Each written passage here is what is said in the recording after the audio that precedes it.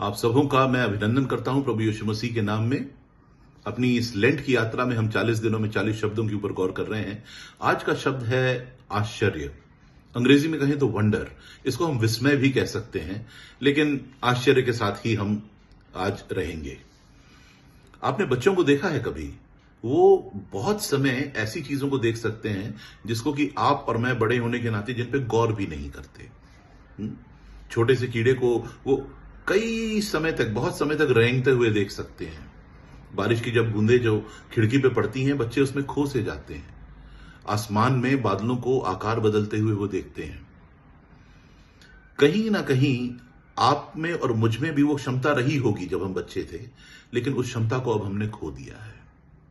Wonder, आश्चर्य या विस्मय जो है, वो हमको ऐसी जगहों पे जहां हम सोच भी नहीं सकते, परमेश्वर की उपस्थिति, परमेश्वर की अनुभूति दिलाता है।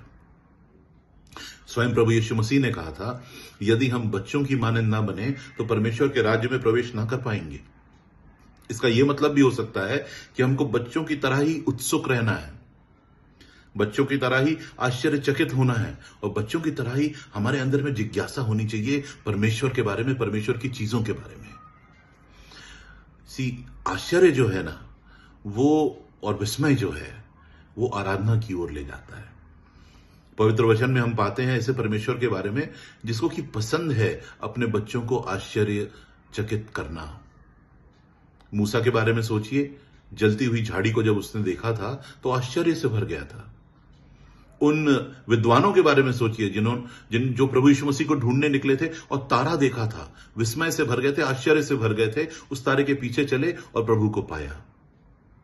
आपने कब अपने जीवन में आखिरी बार आश्चर्य का या विस्मय का अनुभव किया?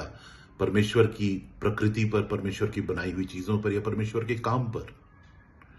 एक जानबूझ करके आज आप कदम बढ़ाएं, उन आंखों से परमेश्वर को देखने का, विस्मय की आंखों से परमेश्वर को देखने का, आश्चर्य की आंखों से परमेश्वर को देखने का।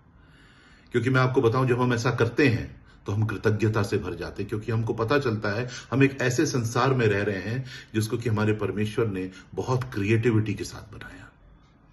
इसलिए आज आम चीजों को देखें, एक पत्ती को, आसमान को, अपने हाथ को, ऐसी नजरों से देखें जिन नजरों से आपने पहले उसको नहीं देखा।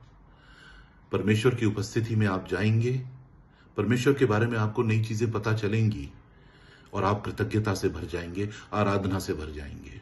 मेरी प्रार्थना है परमेश्वर आपको आश्चर्य की और विस्मय की आंखें प्रदान करे। जय मसीह की।